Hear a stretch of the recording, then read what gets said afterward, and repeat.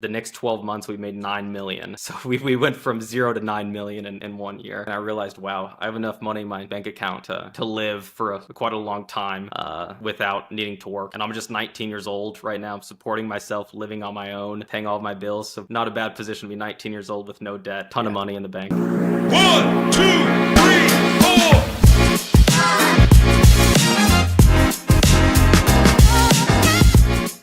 All right, guys. So thanks for joining in and thanks for looking in. Today we have Troy Buckholdt. Troy is the founder and CEO of Course Careers. Troy's mission is changing the way education is done and how you start your careers. So Troy, we're going to get into everything you guys do currently with Course Careers, but the way we like to start these conversations off is just to get a little bit to know about you and kind of how everything started with you. So if you can, talk to me about who Troy was maybe in elementary school as a kid. Talk to me a little about that. Yeah, who was I as a kid? So I guess growing up, I had a lot of freedom. So I grew up in Orlando, Florida, and I have memories of where I would hang out with my friends. We'd play this game called Manhunt, where it's like at night everyone tries to to find everyone or like capture the flag. Just big group neighborhood events, and really fun. But I grew up with a lot of freedom. I'd say that. So I remember in like third grade, after school, I'd walk like a couple miles to like where other people from my school lived. I'd hang out with them, and then I'd come back at 9 p.m. And my parents didn't say otherwise. And just my whole life, I guess I've really lived in more of that free range environment, and I think that probably played a role into the personality and my risk tolerance now. So it's interesting. I'm in the process. It's been a long time I've been reading this book, but I am reading a book about how to raise successful grown-ups. And one of the things they talk about in that, which is the lost art of having a free-range kid, and how in today's society, almost every parent is scared about giving their kid the freedom to go and make the mistakes and to do the things they might need to do to, build that risk tolerance that you have. When you were a kid, did you know that was something that, is that something that you found valuable? Is that something you found good thing? Was it something you didn't like? I mean, talk to me about your view of it as a child and maybe if that changed since you've now grown up. Yeah, I remember I used to go on just big adventures even in elementary school, actually, because I moved fourth grade to Atlanta. So this has to be in Florida. So I'm in elementary school. I must be like 7 or 8 years old, and I would go out into the woods all day with my friends, like miles deep. We'd go on kayaks. We'd go over the ponds. There's gators in the water. So you kind of have to, look out for yourself to not get eaten. There's spiders, snakes. You have to keep an eye out. So I think that instilled in me some sense of like self-responsibility, where I think a lot of kids nowadays, if you're very closely parented and guarded, you don't have to watch out for yourself because your parents are watching out for you. But in my case, it wasn't like that. And I almost couldn't imagine if my parents try to reverse it after I had that freedom. It's like, what do you mean I can't go out? What do you mean I have to come back before night? So I just really grew up, I guess, used to it. Let me ask you this, and I'm sure Matt has a couple of questions because we're both fathers. So I've got a 4-year-old daughter. I've got a son who's about to be a year here in about a month. Do you have any kids yet, Troy? No. All right. So let's say you do have kids in the very near future. Do you envision you raising your kids the same way you were raised, or do you think that there's things that you would do differently in raising your kids now that you've become an adult and are raising a child? Would you do it exactly the same? I think I would do it the same. Looking back at kayaking, on like an old kayak you find with there's gators in the waters like that. Yeah, that is pretty risky. But so something like that, maybe I'd want to know about or stop my kids from doing.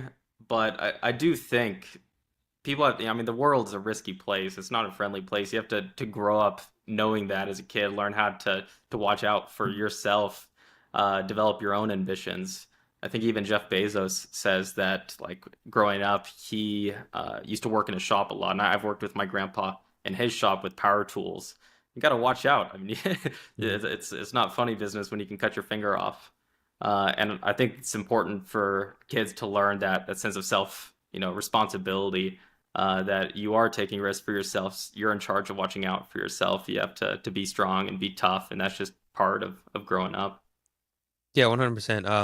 Like he was saying, like I have three boys, so I feel like I don't have a choice, letting them kind of make their own mistakes. And right now, I let them fight each other. I'm like, all right, you Yeah. guys, like I break them when it gets really bad, but they just every 20 seconds they want to go at it. Sometimes it's like, all right, you guys gotta, work stuff out. And I think about it as a kid, like I had that sort of freedom as well. In my neighborhood, where nowadays I probably wouldn't have my kids have the freedom in that neighborhood if I was living in there right now, but back in the day, it just felt like everything was different back then. And where you can just kind of go out, and when the street lights come on, you just make your way home. You climb across fences to other people's yards and go and do other things and take the risk, like you said. And I think that does instill some kind of risk tolerance for you, and to know to go out there and take those risks, and you learn on your own with your friends and when you get hurt. Um, so that's a really interesting point you brought up, because as a parent now, you do want to be like, I want to protect my kid. When he's climbing up on something really high, you're like, all right, I got to stop you this for if something happens. Sometimes you got to like, all right, you're gonna figure out the natural consequences.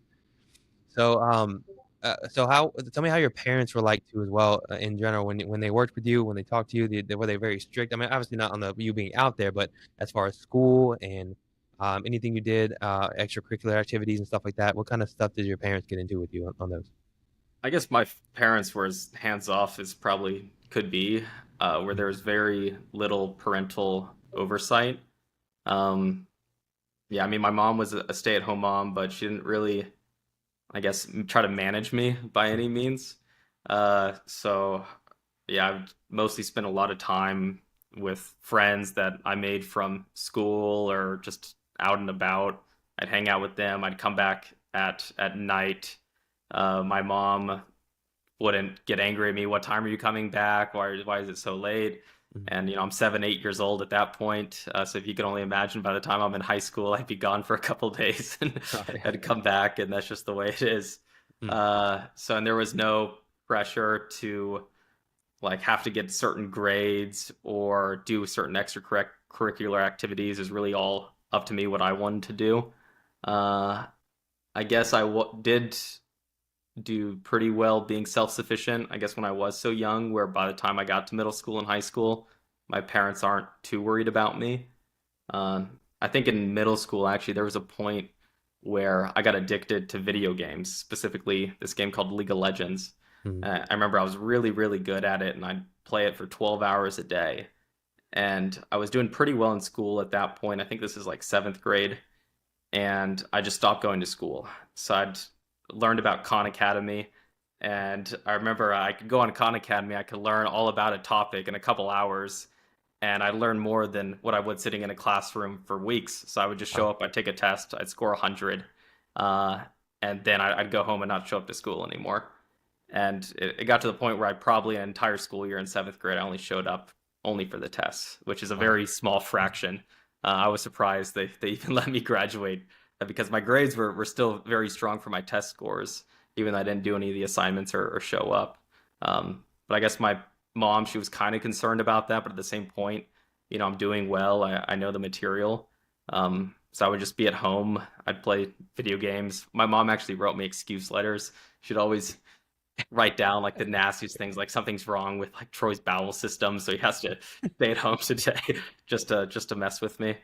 Yeah. But I guess she always kind of had my back and let me do what I wanted to do and what I thought best.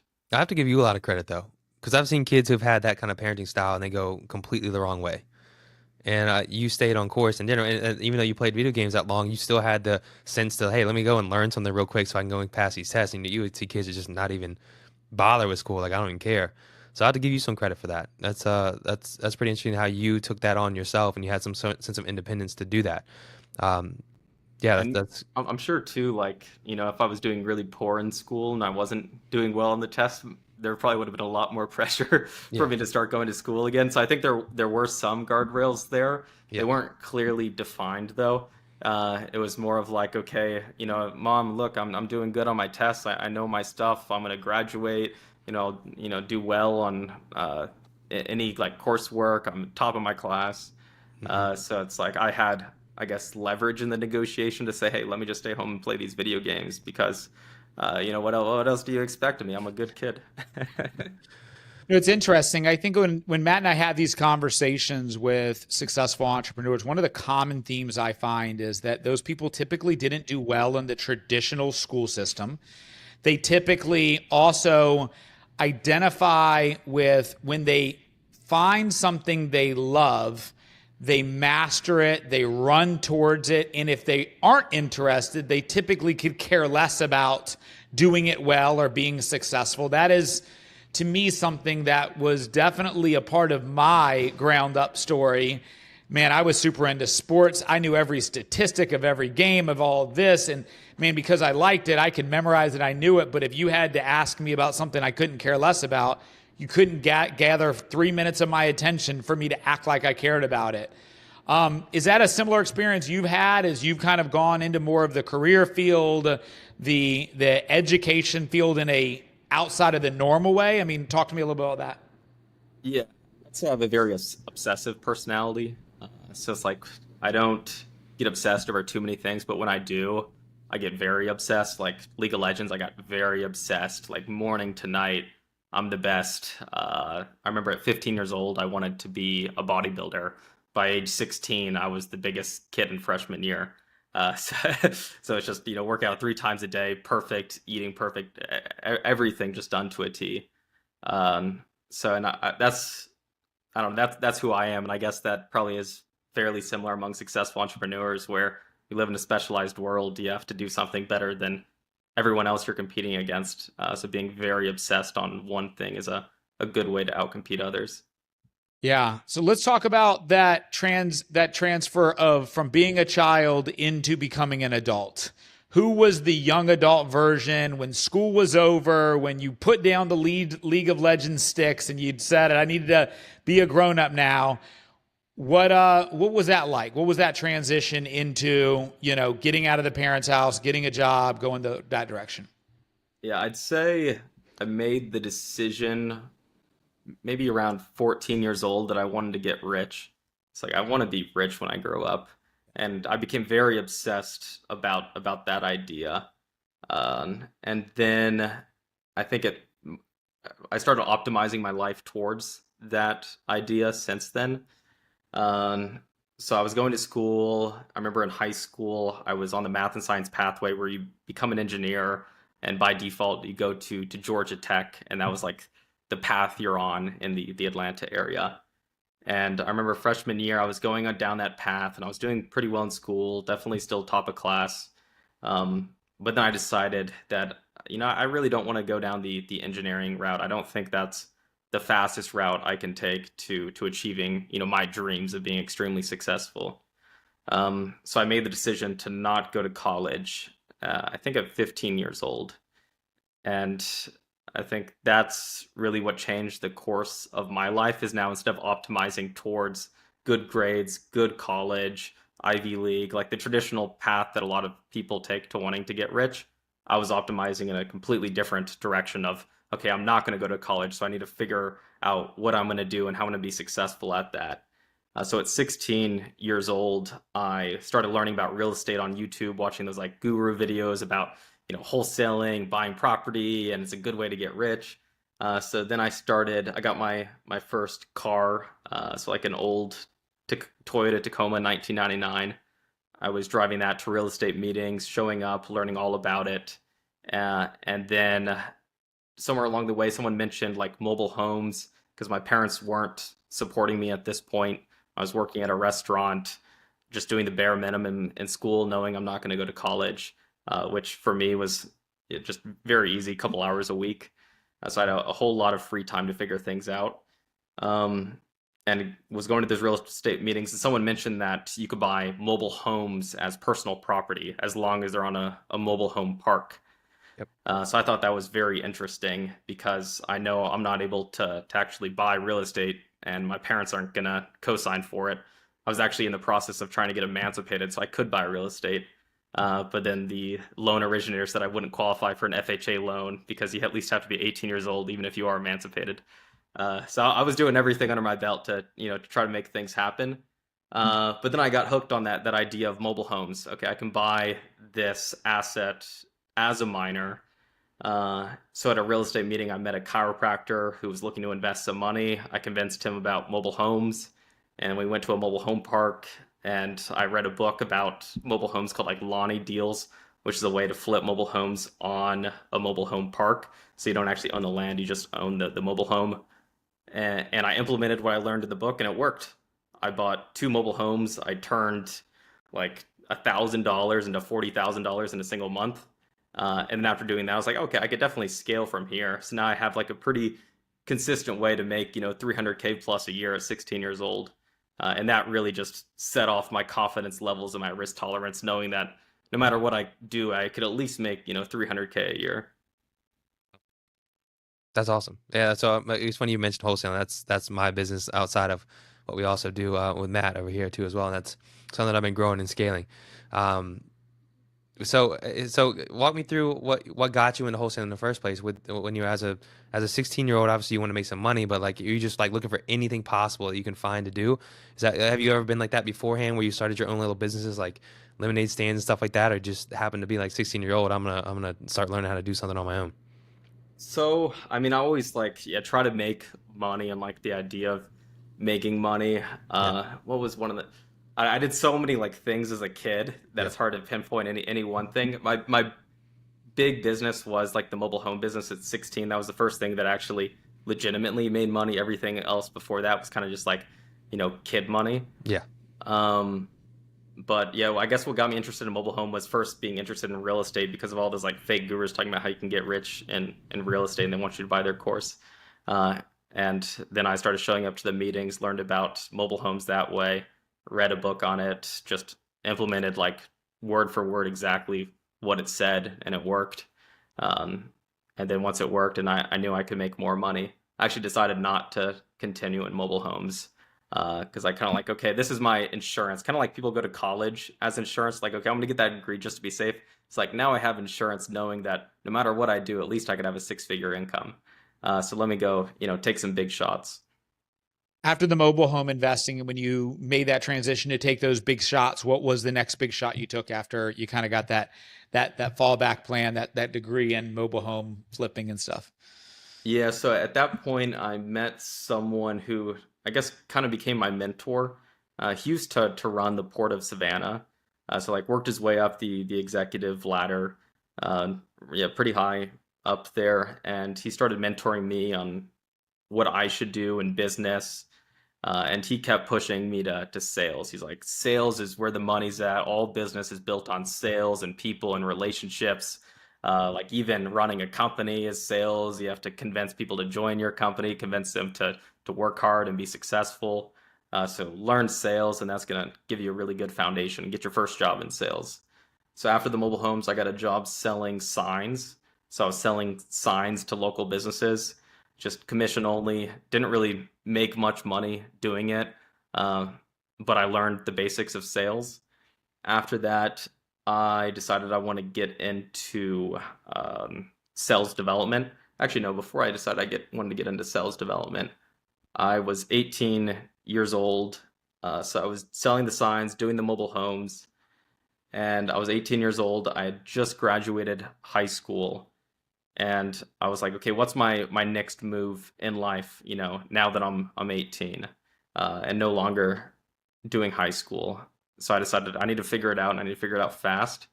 So it's like the one thing I knew I could do, or that I needed to do, is I needed to learn how to get tough, like really take risks, not be afraid to do big, bold things. I needed to learn to believe in myself. So I decided to go homeless, and I hitchhiked from my home in Atlanta all the way to San Francisco. And I did it without any money. So I just walked out of my house one day. I said, "Hey, mom, I'm gonna go hitchhike to San Francisco." She's like, "Good luck," kind of like joking, like there's no way you're doing that. And I ended up doing it. It took me a little over 2 months to do that. And yeah, I think that built up my self confidence, my risk tolerance, probably to a pretty extreme level. And during that process too, I met actually a couple of people from hitchhiking that worked in sales. I asked them about it. and that introduced me to sales development. So when I got back, I decided I'm going to start a career in sales development. Um, Learned everything about sales development, read it like every book ever written about it, watched every video about it. My hypothesis was like every single company at that point on their job descriptions, you need a bachelor's degree, and that's just the standard. Like sales development representative in what 2017, companies only hire recent graduates. There's no reason they wouldn't hire a recent graduate. There was no like online courses or boot camps that existed for it at that time. So I came up with this hypothesis. Well, what if my education perfectly matches their job description and I know more than the person that's hiring me? Then, would they choose to hire me over this one requirement of being a recent graduate? It's like, I think they would. So I learned everything about it. And before I could even start applying to companies, I actually went to a networking event and I just talked with this one founder of a company. And he immediately hired me on the spot. And I did very well in that position. Nice. Okay, so you did business development. Obviously, you couldn't be preaching more to the choir than to me as a guy who's built business development teams for the past 10 years for many companies and does a lot of coaching for people in those roles. Now, when did you transition what you learned in there to get that business development job to what you guys do today now at Course Careers? Yeah, so actually, I left out a key part of my story. So it was when I was 16 years old, I decided I'm not going to go to college. And actually, in doing so, it like the college system really started to piss me off. I remember I was in, I think, history class, and a guidance counselor walks in and asks everyone, "Hey, could you please like raise your hand if you're planning on going to college?" And every single person in the class except me raised their hand. Then they said, "Could you please raise your hand if you don't plan on going to college?" I'm the only person. So you guys got to be kidding me. Like, have you seen what's going on with recent graduates right now? They're taking on all this debt. They can't get jobs. Right. It's not worth it. And, I'm the only person who's planning on not going to college. So I thought, all these people are crazy. They don't actually know, what's going on. And companies are just blankly requiring a degree when they could be hiring people who actually have the skills and knowledge to do their job. So I made the decision that I'm going to start a business that's going to replace the college system. So I made that decision really young at 16. I didn't realize that was the way I was gonna, make it in life and get rich. But that was my, my like next goal. And then I worked backwards from that goal to say, okay, what type of business is going to replace the college system? It's going to be a tech company. So I made that decision. Okay. Then to start a tech company, what background do you need? I met the founder of a company called Rubicon. They have like a big trash. Yeah, they do. Yeah, it's like a trash tech company, kind of like Uber. And he advised me you could either become a software engineer or you could become a salesperson. You need one of those skills to start a tech company. And then I did the hitchhiking thing, and I learned about sales development, and then got in that way, with the ultimate goal of quitting that job to start Course Careers. Okay. How long were you in that job before you started Course Careers? And then what did you do to solve the lack of software development skills? Yeah, that's a good question. I was in that position, I want to say a year and a half or just around that. So I started off sales development rep, just booking meetings. I did very well, booked a lot of calls. Then I think like 9 months in, got promoted to an account executive. And this company only sells enterprise. So essentially I got promoted to an enterprise account executive, and started closing really big deals, actually the biggest deals in the company, like Home Depot, Medtronic, Luxottica, just really, really big deals. And then some very healthy commission checks rolled in, and I realized, wow, I have enough money in my bank account to live for quite a long time without needing to work. And I'm just 19 years old right now. I'm supporting myself, living on my own, paying all of my bills. So not a bad position to be 19 years old with no debt, ton of money in the bank. So I quit the job and decided it's time to start Course Careers. I didn't know how I was going to do it though. So I still didn't figure out like any business model or how. I just had the idea I'm going to start a tech company to replace the college system. And I quit my job on that idea. Little task. Just create a tech company, you replace the college system. Got it. Okay. Got it. Exactly. But yeah, everything else I still had to figure out. And I really had no clue where to start. I didn't know how to build a tech company, didn't know anything about software, didn't know anything about like business models and startups and MVPs, like nothing. Okay. So to make the tech company, I assume you had to kind of maybe bring some people in, hire, partner with some people that could help you build out the software or the technology. Yeah, so our MVP was, maybe this will go in the history books. Or I guess the before I even started the business, like let me give some backstory. I was living on my own. I was trying to, hustle. I was going to like the entrepreneur meetings, probably the way most people try to break into entrepreneurship, meet other entrepreneurs, talk with people about starting a business, try to come up with like a business plan. And it's like I wasn't making any progress, just spinning my wheels, right? Then I was like, okay, I need to save some money because, this could take a lot longer than I thought. So I moved back into my parents' house. I moved into the basement. So I'm living in my mom's basement now, 19 years old. And, it's like, damn, I kind of feel like a failure. I went from, being a successful salesperson, making a lot of money to now living in my mom's basement. And I had no clue what I was going to do to start this business. Like I was literally going to sleep crying, think I'm a failure. And that was like Right. on a weekly basis. So I guess if you have a big ego and you're not making progress, it doesn't feel good. Uh, so what did I do from there? I decided to write a book. So I was like, okay, I have no idea how I'm going to replace the college system. So let me just write a book breaking down this problem as closely as possible. I'm going to do every piece of research on why colleges exist, the history of it, how it works, how employers like hire recent graduates, why they do it, what they value. And I did that. And in writing that book called The Lean Career, I figured out, okay, the problem is you can't get an internship if you don't go to college. That's the core problem that I need to solve is that internship is the entry point to the entry level career, and internships only exist for college students. Now, if you get an internship without going to college and you get that experience, then employers would probably be willing to hire you, and an internship reduces that risk for the employer hiring someone without experience. So that internship was the problem that I identified as the entry point for starting careers that you currently couldn't get if you didn't go to college. Makes sense. Okay. So let's talk about where that is now. So the idea becomes reality. How long have you been running course careers? At the beginning point, what was your biggest challenge and where are you at today? So let's talk more about the beginning point. I assume getting students was probably a big challenge, but talk to me about maybe what your biggest challenge you had to overcome was. So I'd say it took a really long time to start the business. The initial product, the MVP, was non-technical. So all it was a Google Doc listing all the different resources and links to it to learn sales development. Yep. And then I posted on Reddit saying, if anyone doesn't have a degree and wants to get into sales development, I have this experience. I'm going to personally teach you it and see if I can help you land a job. Because I didn't even know, would an employer like hire people without degrees, or was I the exception? That was a big hypothesis for me. So I got people from a couple people from Reddit to reach out to me saying, hey, I don't have a degree and I want to get into tech sales. It's like, okay, I'm going to personally train you completely free. And I met with them weekly. It was like 4 people weekly. They went through the Google Doc. I talked to them on a weekly basis, and every single one of them getting a job in tech sales. And I was like, wow, this employers do care. If your education matches the job description, they could care less about a degree. So that proved that hypothesis. And then from there, I started a WordPress website with like just all, no code LMS. I created all of the course content myself, put it on the WordPress website, and I started charging $500 for that. I had some testimonials on the website from the 4 people I helped get jobs for free. And that kind of, kickstarted the business.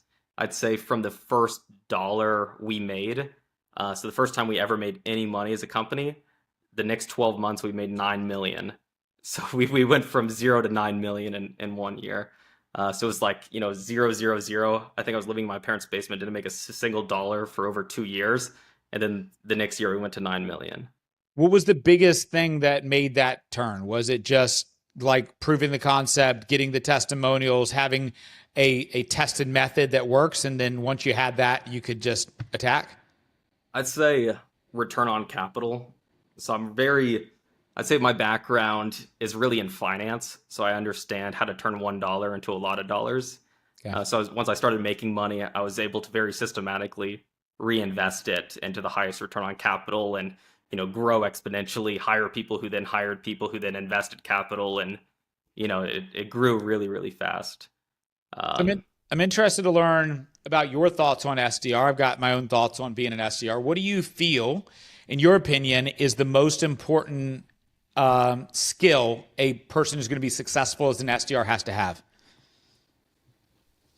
Oof. So we've helped thousands of people get SDR jobs, and a lot of those people turned out to not be a good fit, even though they knew the material very well. Okay. And I'd say it's just raw motivation to succeed. Like Okay. if you're not willing to do whatever it takes to win, like you will give up. Kind of like being an entrepreneur. Like if you're only in it just for the surface level, like status and money, you'll give up. You have to have some deeper level of motivation that's gonna allow you to do what others aren't willing to do. Okay. Yeah, Troy, take me through your mindset on this.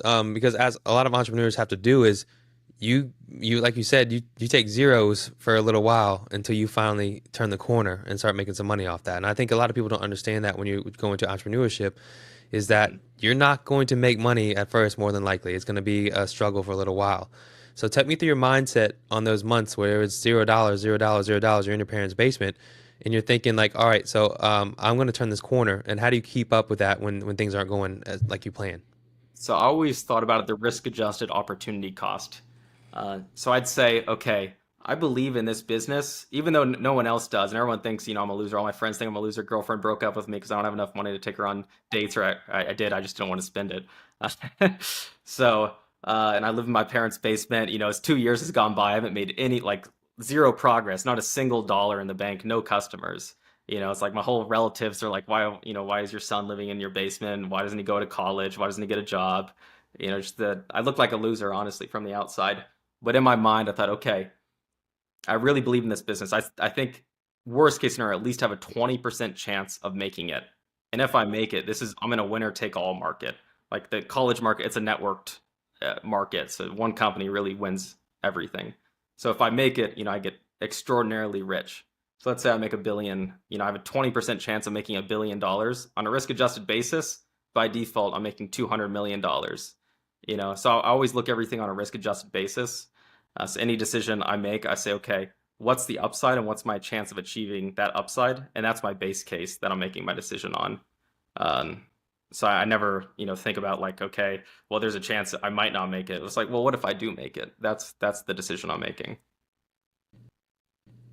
So right now for Course Careers, is tech sales, SDR still kind of your bread and butter, or have you evolved into adding extra things to Course Careers? I mean, yeah, tech sales isn't our biggest course anymore. Actually, IT is. And I mean, we have 9 new courses on the way right now, all across the trades, construction, supply chain. So we're expanding at the same time across every single industry. So that's a good thing about once you start making money, you can invest it very profitably. So I've been able to deploy capital at a very fast rate. So it's just expansion across all fronts. We have managers who then manage other people, who then hire other people. It's like, I mean, once you have a successful business in a good industry, then you can expand rapidly. Yeah, and Matt and I have a similar version of that in a different scale. And one of the things we firmly believe is the build from within organizational structure, utilizing the access of the talent that we have at our fingertips to be able to help leverage the success of our own business together as well. What would you say is your biggest challenge for the next 5 years? Talk me through kind of what you're envisioning the next big obstacle to be. For us, the next 5 years, I mean, our business is very tied to the economy where we get people entry-level jobs. It's like the reason why we went from 0 to 9 million is because we were in a tech boom, during COVID, where it's like every single company was hiring tech sales reps and everyone wanted to get into tech. And we were just in the perfect place at the perfect time. I think right now it's getting a lot harder to land entry-level jobs. Like we teach UI UX, for example, in software development. Extremely competitive to land an entry-level job. We even publish it on the website that, hey, if you're going to enroll in this course, you better, be ready for what's to come. It's tough. So I think the external economy is a big concern of mine for entry-level jobs. So right now we're expanding to all these other industries that are a little bit less competitive, like the trades. We're teaching plumbing, electrician, HVAC. Okay. So all these careers that people might have not wanted to do in 2021 when you could get into tech, now people are more interested in, and we're just going to keep following the jobs.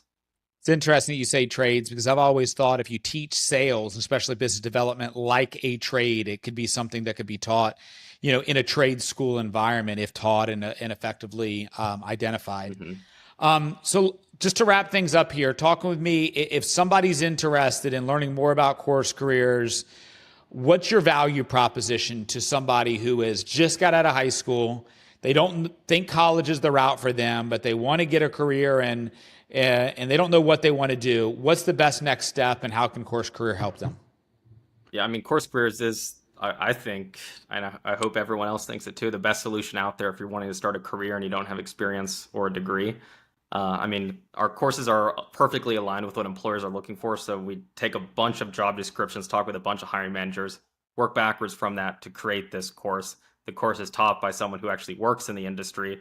So not like, college professor that has never done the job before. So we have people who actually work in the industry teaching the course that perfectly aligns with what employers are looking for, always updated. Then we have a network of coaches on our platform who are actually working in the industry and then making additional money on the side, providing coaching to students going through the course. So it's just the most ideal and I think perfect solution for starting an entry-level career. And it works really well. I mean, a ton of people have landed jobs that way. And I'd encourage anyone to try to look for a better solution. And if they do find one or have an idea for one, please send me an email to Troy at Course Careers about it. How do they get in contact? We should go to your website, send you that email. What's the best way to get in touch with you? I'm on email a lot. I mean, I probably get hundreds of emails a day, but I read every single one. So it's Troy at coursecareers.com. Perfect. Well, we appreciate your time today, man. I love hearing your story. It's an inspiring to see who you are and what you become and what you're building, man. I look forward to seeing you hit that $1 billion goal and not that $20 million goal, but it's exciting to hear. I appreciate it, man. Thank you, All Troy. right. Wanna hear you go.